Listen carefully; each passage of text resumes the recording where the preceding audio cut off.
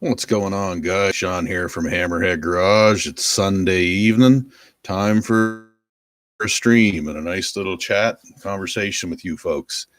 Um, so the subject for tonight is weight loss. That is a very appropriate subject for people like myself who probably gained about 30 pounds over Christmas. I can't help it, boys. I got a sweet tooth. I like the cookies and the cakes and the brownies and the fudge and all that other stuff.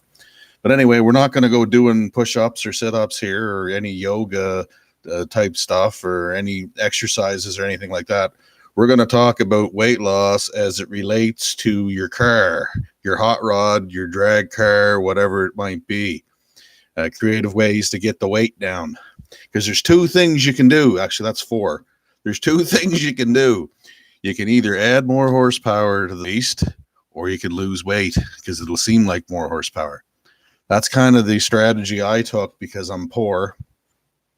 I'm po, so I couldn't afford a super high horsepower machine. So what I did is I took a Ranger that weighed almost nothing and built a pretty good motor in it, and that's the way I went. But like I said, the hardest part of weight loss is the human driver. That's the worst part of the whole deal. The easy part is getting weight off your vehicle.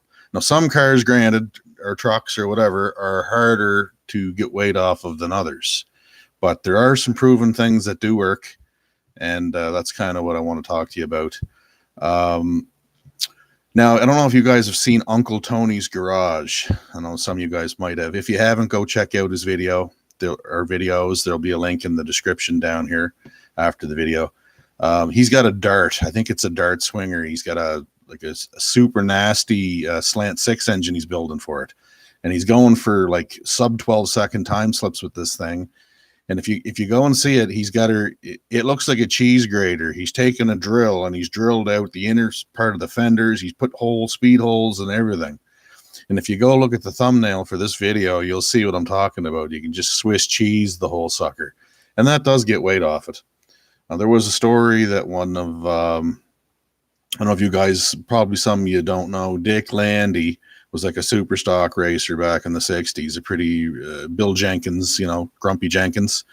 Well, anyway, he used to hire a kid at the drag strip to take a file, and his job was to file grams off the car in between rounds, right? Just to get grams off the sucker. So, I mean, losing weight on a car is a big deal. I don't know what the exact figures are. Maybe you guys could probably tell me, but I think it's something like 100 pounds is worth like 2 or 3 tenths of a second or more off of a car. So, I mean, there's been guys that have gotten 400 or 500 pounds off of a vehicle, and that's a big deal, man. Like that's going to make you a lot quicker. And remember too, guys, that a lighter vehicle in the performance world is a lot easier on drivetrain stuff like drive shafts and engines and transmissions and motors than a heavy package with the same motor in it. It's just easier on it because there's less friction, there's less weight to push down the road, and it'll be a hell of a lot quicker. That being said, I mean, lots of guys build big boats and put ginormous motors in them. That's cool too. I understand that approach. But it's just not an approach that fits within my budget at the given moment. But anyway, there's lots of ways you can do it. So yeah, you can take a drill, you can drill holes and things that, there's guys that take their hood and they take all the bracing off the inside of the hood. That's worth some weight. I don't recommend that you take the glass out and exchange it for plexiglass unless you're building a purpose-built drag car that's not going to be sitting out in the weather. Glass is heavy, though.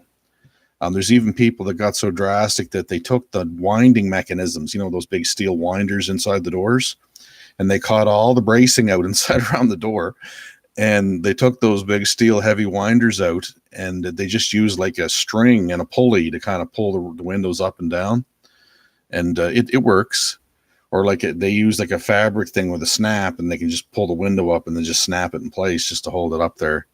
There's other ways you can do it, but you can get weight out of it.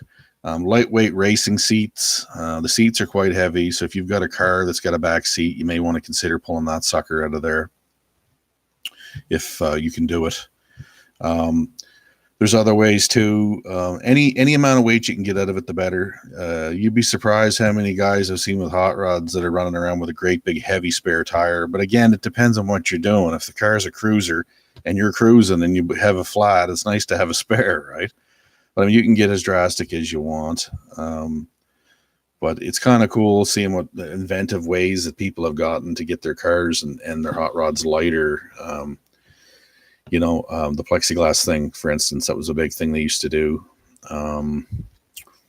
Mustang guys, like they got the inside of the doors.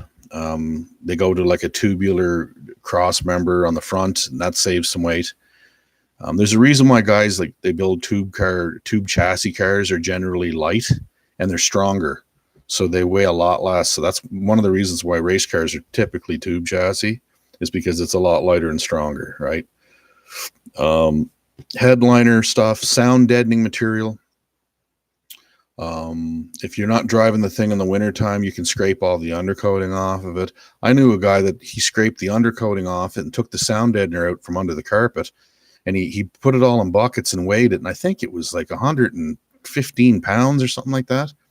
So there's another way to do it. It's just to get all that stuff out of there. You don't really need sound deadener unless you get a really, really loud exhaust system in the car, which a lot of you guys have. Mine's not too bad, but I enjoy hearing the engine. I mean, I'm never to the point where I got to wear like headphones or ear protection or anything in it. But if I did that, I would definitely put like that lightweight Dynamat or that stick on, it looks like a space blanket. Kind of just peel that off and stick it on the floor pans. Then put your carpet over it if you want carpet. There's a lot of people don't even like carpet, and it's got its place, I guess. But so there are ways to lose weight. Another good way to get weight off your car is when you're building the engine, is if you can afford it, is to go for some sort of a budget set of aluminum heads. I mean, that's good for quite a bit of weight. I think the small block Ford was about, they're 40 or 50 pounds lighter per head. So that's 80 pounds, right? So that's quite a bit of weight to take off your car, especially off the front of it, the nose of it. 80 pounds of weight. That's quite a bit. Yeah, there's other creative ways of doing that. Like I said, inside the trunk area, there's usually a lot of weight savings in there, things you can knock out. A lot of guys go to hood pin type deals and they get rid of the heavy latch mechanisms and stuff that are like cable operated. Those are usually quite heavy in cars. You can get those out of there. It'll definitely pay dividends in how the thing runs.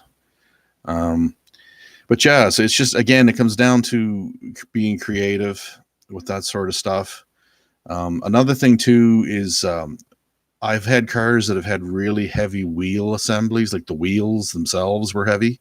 If you can lighten the wheels and get a lighter set of wheels on there, and even go to a smaller diameter wheel, you can save quite a bit of what they call sprung weight, which is the weight below the center line on the chassis. Anything that hangs below that is considered unsprung weight.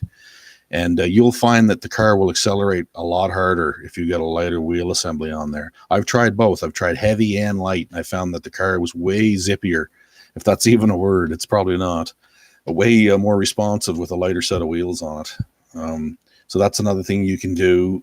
I don't know what this, like, maybe you guys know what this big craze with. I see a lot of muscle car and classic car guys that are running these super huge wheels, like 21s and something, like stuff with spinners. It just looks like hell, right? To be completely honest, to me, it doesn't appeal at all. It looks like a pile of dog shit. But anyway, if that's your thing, I'm sorry if I offended you, but I don't like it. I like the more plain Jane the wheel, the better. Steelies, I like Steelies. Painted to match, maybe even, is kind of cool. Chrome, just your regular chrome slotted rims or wheels that are fairly light and strong. Those are kind of good. But yeah, so like I said, there's two ways you can go about it. Two ways, right? You can go about it. You can either make more horsepower, which costs money, or you can make your car lighter, or you can put yourself on a diet, which for me is going to be a real option here soon, because I got to get some of this weight off, or else I won't even be able to fit in that little Ranger. I'll have to get a bigger truck, which means I'll have to put a bigger, higher horsepower engine in it to go the same speed, which I don't want to do any of. So, any case, I thought it was kind of funny to do a subject on weight loss right after Christmas, because the nature of Christmas is everybody eats like a pig and then they put on a whole pile of weight. Some people aren't affected by it. I mean, if you're one of them lucky individuals that can eat and eat, not gain any weight, well, kudos to you. But I'm an Anglo-Saxon, and one cookie is 1 pound in my type, right? So I mean, that's just the way it is. But yeah, so yeah, if you got a truck or you got a car with a trunk, don't carry a bunch of excess crap with you, like bowling balls and like a whole bunch of heavy stuff. That's going to slow you down. I mean, there's people that go as far as like taking the damn radio out of it. I mean, I don't get that extreme with it because I like listening to music, but they get modern things like MP3 and 4 players they weigh nothing. They can be hooked into a really, really lightweight package. And you can even, I think a lot of guys use their iPhones and stuff now to stream music out through the speakers, like through the auxiliary port on the radio or the stereo. I guess they don't even call them stereos. I'm dating myself here by calling it a stereo. But yeah, so I mean, there's things like that you can do. So yeah, I mean, you just got to get creative. I mean, there's lots of bracing and stuff sometimes up onto the car that isn't really necessary. So I mean, you can take some of that out if you know exactly what you're taking off. But be mindful, you can go overboard with this stuff too. But there usually is on any especially a factory car that hasn't been touched, like your grandma's Buick or something. There's usually always ways to get the sucker lighter, right? You just start pulling stuff out of it. But anyway, that's pretty much it for that subject. I can't really think of too much more to add. You guys want to add some more stuff in the comments, some other creative ways to get, other than going on a diet, right? Which is, it's hard for a lot of folks. Put it in there on the comments section there, and we'll figure it out. But in any case, hope everybody had a good holiday. You're probably sick of it by now, like me, and you're glad things are back to normal. Well, as normal as they get. So today here we've had a storm. We just got well, it's not really a storm. We had winter. We had a winter day. It's like we got 10 or 12 centimeters of snow on the ground, and I actually have to dig the snow blower out tomorrow and blow some snow out of the lane here. But it's no big deal. I've been prepared for this for a while. If you live in Canada or any of the northern states, you're well accustomed to getting your snow equipment ready for the winter. But the old Ranger, she's happy sitting there in the garage. She's parked there, and I was sitting inside it the other day, pretending that I was driving, racing down the road in it and stuff, and getting ready, right? But anyway, yeah, I'm going to take a trip one of these days here down to the machine shop. You might have seen my last video. It was a buddy's 408 Windsor that he built. Pretty nasty little motor, that thing. And he's got some other ones there he's building, so I'll try and sneak in there and get some good footage for you guys, and check it out, see what you think of that. But anyway, let me know what you are working on. If you guys get a project you want me to talk about, or like send me a video clip or whatever, I'll be more than happy to stick it on here, show people what you're working on. Should start a "What are you working on" segment. I know some of those other places like Stacy David's Gears, not that I'm anywhere remotely close to that quality, but where you can send in your projects and the community here can see what you guys are all working on. So yeah, I wish I had a great big garage where I could just go steady all winter, but it's not in the cards at the moment. But you never know what the future is going to hold, so we'll see what goes on down the road. I'm kind of in the Skull Garage genre of things. I know Dale and Justin that watch this video, so they'll probably have a laugh at that, but there's a reason why they call it Skull Garage, because your skull is exposed to the outside, like you're out in the elements all the time, right? But in any case, yeah, so shout out to Jed Scott too. I had a chance to see his video of him and his family enjoying Christmas. That was always nice to see.